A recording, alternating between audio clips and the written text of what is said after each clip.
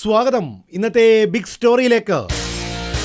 കള്ളപ്പണം ചില പേരുകൾ വെളിപ്പെടുത്താമെന്ന് കേന്ദ്ര സർക്കാർ. അതായത് കാക്കയിലുണ്ട്, കൊക്കിലില്ല, കുയിലിലുണ്ട്, മയിലിലില്ല, വെള്ളത്തിലുണ്ട്, വള്ളത്തിലില്ല. ഇതെന്താണ് ഇങ്ങനെ? അല്ല, ഇങ്ങനെയും പേരുകൾ വെളിപ്പെടുത്താവുന്നതാണ്. കേന്ദ്രമന്ത്രി താൻ തെരഞ്ഞെടുപ്പിൽ തോറ്റ മണ്ഡലത്തിൽ ദീപാവലി സമ്മാനമായി സാരികൾ വിതരണം ചെയ്തു. എന്റെ ബിഗ് ബി, ദീപാവലിക്ക് ഒരു പൂത്തിരി അങ്ങോട്ട് കത്തിച്ചാലുണ്ടല്ല, തെരഞ്ഞെടുപ്പ് ആവുമ്പോ ഒരു 4-5 പൂത്തിരി ഇങ്ങോട്ട് കത്തിക്കും. ചൈനയുടെ വളർച്ചാ തോത് കുറഞ്ഞെന്ന് വാർത്ത. എന്നാ പിന്നെ വളർച്ച കൂട്ടാനുള്ള ഒരു ചൈനീസ് ഉൽപ്പന്നം ചൈനയോട് തന്നെ ഇറക്കാൻ പറയുന്നു. കേരളത്തിൽ നാട്ടുകാർ ഇടിവണ്ടികൾ എന്ന് വിളിക്കുന്ന പോലീസിന്റെ ബസ്സുകൾ AC ആകുന്നെന്ന് വാർത്ത. അത് കൊള്ളാം. അപ്പൊ വണ്ടി AC ആയി, ഇനി ഇടിയും കൂടി അങ്ങോട്ട് AC ആയാൽ മതി. അതെന്താണ് അങ്ങനെ? അല്ല, ഇടിവണ്ടി എന്ന് പറഞ്ഞു നിങ്ങള്.